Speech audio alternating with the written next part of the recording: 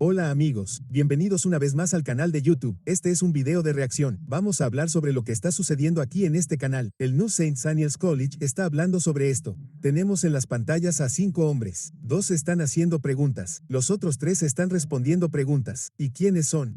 Tenemos a Joe Rigney. Este es Joe Rigney aquí en la pantalla. Espero que puedan ver a Joe. El segundo que tenemos es Nick Sal. Es este hombre más joven aquí. El tercero es Jared Longshore. Necesitan saber quiénes son estos hombres. Estos son algunos de los grandes nombres del grupo nacionalista cristiano. Estos hombres son los que mueven los hilos y buscan unir a la iglesia y al Estado. Tomen una foto, conózcanlos. Ahora escuchemos este video. Esto proviene del canal y tienen que leer el título de este video. Hagamos que Washington D.C. vuelva a ser cristiano. Entonces, permítanme darles una breve reseña de quiénes son estos hombres. Hablando de Joe Rigney aquí mismo. Joe Rigney es el presidente del nuevo St. Andrews College, NSA como se le conoce en Moscú, Idaho. Es una pequeña universidad cristiana clásica vinculada a la iglesia cristiana. Tiene formación en teología y también está asociado con Doug Wilson. Estos son algunos nombres que también deberías conocer. Joe, como calvinista, también ha sido influenciado por el jadonismo cristiano de John Piper y está alineado con la teología de Wilson Federal Vision. Pasemos al número 2, Nick. ¿Quién es? Es pastor de la iglesia Christ Church Wilson y participa en el programa de formación ministerial y en el Grafers Hall. Es un líder joven de Wilson Sabbath y a menudo se le considera parte de la próxima generación de pastores en la comunidad reformista de Tinate de Moscú. Cree en la aplicación de la ley del Antiguo Testamento al gobierno civil y está alineado con Wilson Federal Vision News. ¿Quién es Jared Longshore? Jared Longshore también es pastor en Christ Dress y líder del Grafers Hall. En lo que respecta a sus antecedentes, es un firme defensor del nacionalismo cristiano, la teonomía y el posmillonismo. La creencia de que el cristianismo triunfará gradualmente en la historia antes del regreso de Cristo. Aquí está la otra cosa interesante. Estos 3 hombres tienen cierta conexión con Doug Wilson. Y eso es lo que está revelando la investigación. Y tenía que decir, ¿quién es Doug Wilson?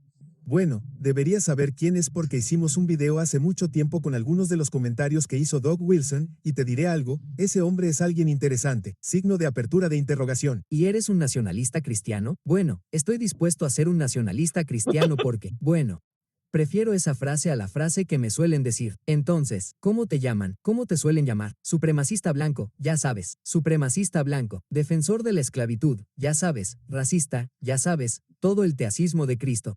Entonces, ¿la izquierda realmente odia el cristianismo? Sí. Y con la frase nacionalismo cristiano, incluso la parte que viene de la izquierda, tratando de envolvernos con eso alrededor del cuello. La forma en que es capaz de fusionar el clima político con el de Estados Unidos y algunos de los gobiernos y la Constitución y fusionarlos en un paquete tan hermoso es algo asombroso de ver. Seré honesto con ustedes, es bastante asombroso, pero lo dejaré ahí. Bueno, hay una entrevista que pueden escuchar si les interesa lo que Doug cree y será muy clara, así que tengan en cuenta que estos 3 hombres han sido influenciados por Doug y tienen una especie de conexión de red con él. Ahora vayamos al video. Lo tenía. Estaba en una entrevista en Senate Empathy, recientemente con un reportero de NPR, y fui a la entrevista listo para hablar principalmente de esto, y en medio de todo eso, me di cuenta de que no me había preparado lo suficiente sobre el nacionalismo cristiano, que es si ella quería ir, y fue una gran entrevista. Bueno, ya sabes, recortaron como 2 o 3 cosas, pero la razón por la que ella quería ir allí era porque la otra persona a la que entrevistó era David French, vale. Y David French ve todo este proyecto como una especie de apoyo para que los nacionalistas cristianos justifiquen su crueldad para tomar el poder o algo así. Esa es su visión básica de toda la conversación sobre el pecado de la empatía.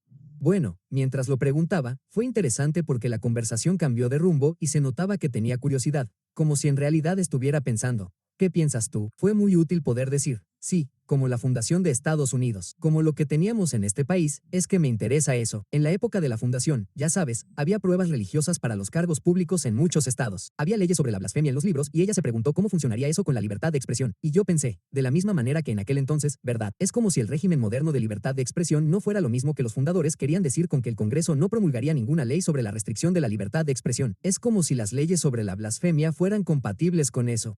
Y eso es una locura. Quiero decir que deberías hablar un poco sobre eso porque esas leyes existían durante todo el siglo XIX. Creo que continuaron hasta principios del siglo XX, con defectos de todo tipo. No sé, lo pierdan. Los defectos del sábado están en medio.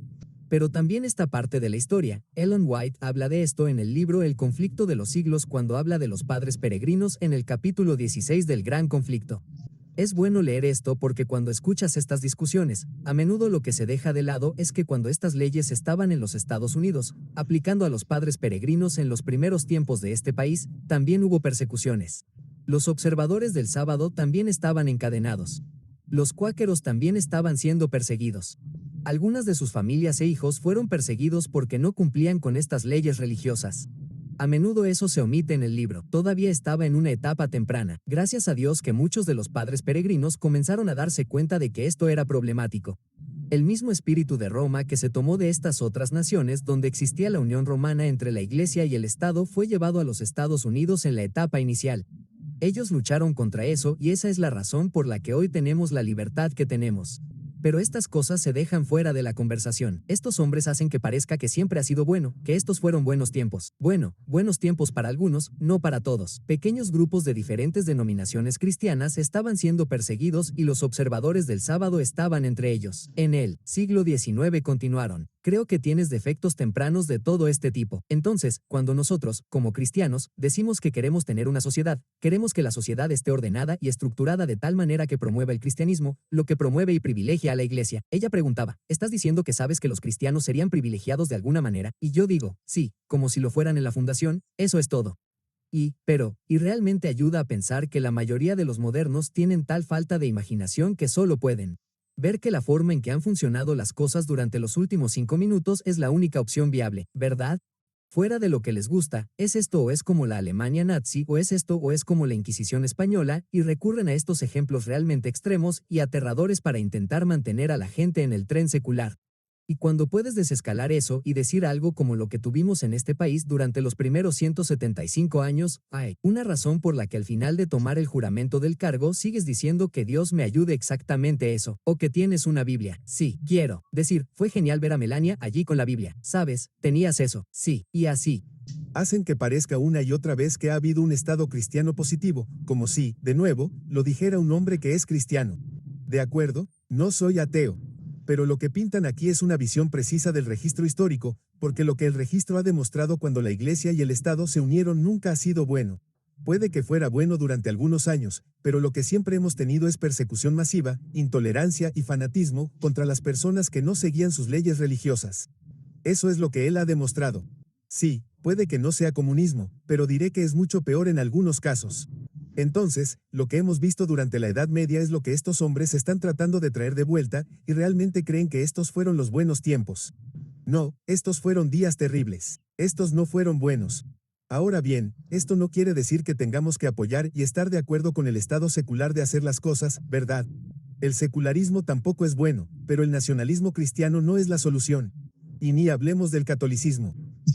Lo que intento decir es que no hay que elegir ninguno de estos males. Lo mejor es tener libertad de religión cuando la Iglesia y el Estado siguen divididos. Podemos tener opiniones encontradas, pero debemos mantener las manos en los bolsillos, ¿no? No nos tocamos físicamente porque la persona no quiere estar de acuerdo con lo que yo creo.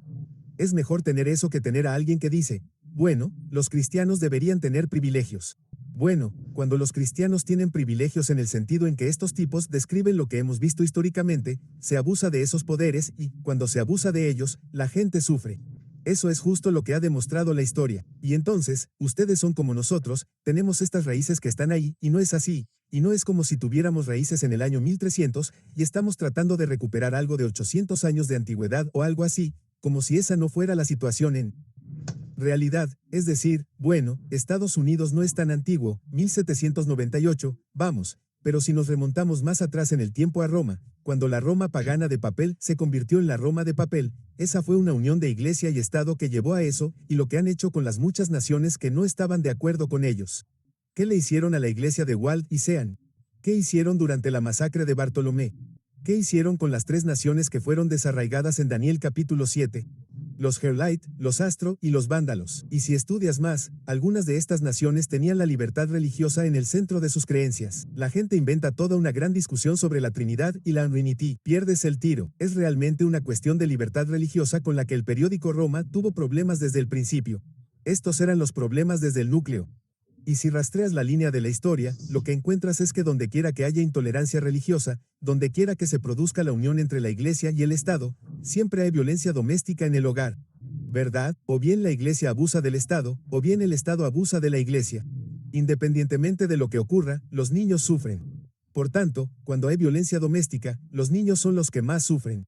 Y lo que hemos descubierto en la historia es que cuando estos dos poderes se unen, cuando la iglesia y el Estado se convierten en malos socios, lo que ocurre como resultado es que la humanidad sufre. Ahora bien, ¿quiénes sufren más? Aquellos que se niegan a cumplir las leyes del Estado. Aquellos que dicen que preferimos obedecer a Dios antes que a los hombres. Aquellos que dicen que vamos a defender la Biblia frente al dogma religioso de la sociedad, son perseguidos. Ahora bien, la razón por la que el Estado no puede perseguir a quienes no están de acuerdo con él es porque no tienen el elemento de la iglesia. Y la razón por la que la iglesia no puede perseguir a la gente es porque no tiene la espada del Estado. Es una de esas cosas, amigos, tienes que orar en contra de ello. Pero, de nuevo, proféticamente, se nos dice que estas cosas van a volver. Es como en la memoria viva. Hay personas vivas hoy que recuerdan cómo era vivir en un país que observaba el sábado en algún nivel, y todavía está, quiero decir, en estas raíces, quiero decir que tampoco tienes que ir a buscarlas. Y, de nuevo, ¿de qué sábado están hablando? Del domingo. Y, de nuevo, voy a poner un enlace en la descripción a continuación. Déjame leerte algo aquí. Este es un buen capítulo. Recomiendo encarecidamente a los padres peregrinos. Elena White hace un trabajo excelente con el registro histórico, mostrando que hubo algunas cosas positivas, pero también hubo algunas cosas muy inquietantes y los padres peregrinos protestaron, empezaron a hablar, empezaron a decir, necesitamos una división entre la iglesia y el Estado, una separación. Esto no es como una separación de Dios. Dios no puede estar en ningún lugar de nuestro gobierno, no lo creemos. Pero de lo que estamos hablando es de cuando la iglesia se sienta con los reyes, como llamaban a su programa, reyes del Estado, no. Y siguieron hablando del gobierno civil y de cuánta influencia debería tener en los asuntos del Estado en lo que respecta a ser obediente a la voz de Dios, hasta el punto de que están convirtiendo a los políticos civiles casi en pastores, y no son lo mismo.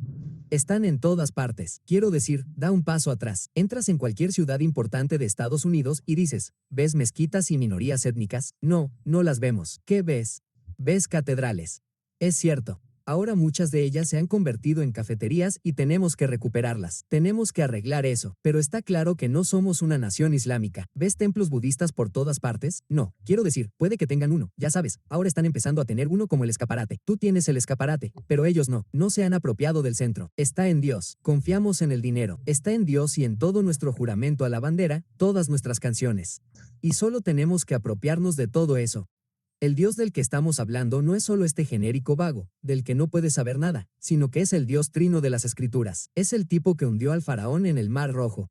Ese Dios es del que estamos hablando.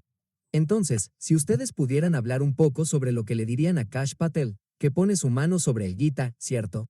Lo que quiero decir es que esto es evidente en la idea de estas tradiciones cristianas. Bueno, si estuvieras dando un sermón sobre esto, ¿cómo plantearías que esto es incompatible con nuestra institución como estadounidenses o con nuestra herencia como cristianos hoy en día? Yo diría Romanos 13. A todo el mundo le encanta ese texto. Les encanta ese texto incluso cuando pensaban que significaba que solo había que someterse a las autoridades civiles. Así que quiero profundizar en él. Y dice que los magistrados civiles son tanto siervos como ministros de Dios. Y es explícito. Este es el Dios trino. Pablo, el apóstol Pablo no está hablando de Alá. No está hablando de un poder superior, está hablando del Dios trino. Así que, primero, ya sabes, primera proposición, los magistrados civiles son siervos del Dios trino. Segundo, los siervos deben obedecer a sus amos. Conclusión. Debes obedecer al Dios trino en tu cargo particular y no se te permite blasfemarlo públicamente cuando dices que le estás obedeciendo. Y la lógica es muy directa y muy simple de entender para la gente y puede que la gente se sienta incómoda. Claro. Pero así es. Tú y esto es históricamente teoría política protestante. De esto se trata el pacto cívico.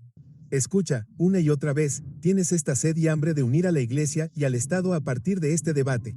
Tienes esta idea de que queremos hacer algo positivo. Queremos que los cristianos estén en el poder. Pero, de nuevo, para aquellos de nosotros que leemos la Biblia y entendemos hacia dónde va esto, y estamos familiarizados con las profecías de la Biblia, tú y yo sabemos lo que está a punto de ocurrir. Tú y yo lo sabemos. No sé si necesito predicar. Sé que estoy predicando a los conversos. Pero, de nuevo, comparto esto con ustedes para recordarles que aquí es donde estamos en una historia profética, amigos. Así es como hablan estos hombres. Escuchen, hombre, hablan en serio. Y, de nuevo, ¿está Dios esperando que estos hombres actúen? Seré honesto con ustedes, no lo creo. Dios está esperando a aquellos de nosotros que le servimos con honestidad y pureza. Aquellos de nosotros que tenemos la justicia de Cristo, Él está esperando fruto en su propia iglesia. Y seré honesto con ustedes, eso es lo que Dios está esperando. Así que estas discusiones se pueden tener, ¿cierto? Pero, sin embargo, creo que Dios está más preocupado por la condición de su propio pueblo en estos últimos días, para ser más exactos, el pueblo adventista del séptimo día. Pero permítanme leerles algo en Hechos de los Apóstoles, página 432. Estoy leyendo aquí. Cuando los gobernantes seculares se unan a los ministros de religión para dictar en los asuntos de conciencia, entonces se verá quién teme y sirve realmente a Dios. Cuando la oscuridad es más profunda, la luz de un carácter piadoso brillará con más fuerza. Por lo tanto, lo que debería preocuparnos ahora mismo no son solo las discusiones sobre el asunto de la unión de la Iglesia y el Estado. De eso se debería hablar. Eso se debería destacar. Estoy totalmente de acuerdo. Pero deberíamos preocuparnos mucho más por la condición de nuestros propios corazones. Porque cuando la Iglesia y el Estado se unen, cuando los gobernantes seculares y los ministros de religión se unen, se nos dice que se verá quién teme y sirve realmente a Dios. Esa debería ser nuestra preocupación. ¿Realmente temo y sirvo a Dios? No tenemos que tener miedo del hombre. Debemos temer a Dios y darle gloria. Tenemos que hacerlo ahora porque lo que está a punto de suceder, sucederá, y algunos de nosotros ni siquiera viviremos para ver esos días. Por lo tanto, hoy es cuando debemos estar preparados para lo que está a punto de venir. Pero se nos dice de nuevo que cuando la oscuridad es más profunda, la luz del carácter divino brillará con más fuerza. Cuando toda otra confianza falle, entonces se verá quién tiene una confianza duradera en Jehová. Entonces, ¿dónde está tu confianza? ¿Está en Dios o en los hombres?